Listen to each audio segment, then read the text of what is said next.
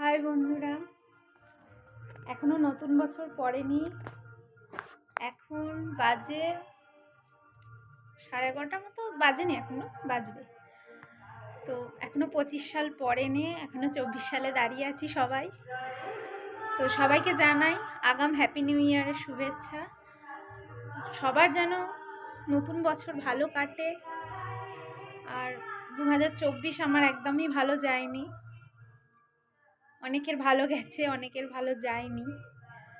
তো সবাই যেন 25 সালে সবাই মনের ইচ্ছা পূরণ করতে পারে, ভালো থাকে, এটাই কামনা করি। আর সবাইকে জানাই হ্যাপি নিউ ইয়ার।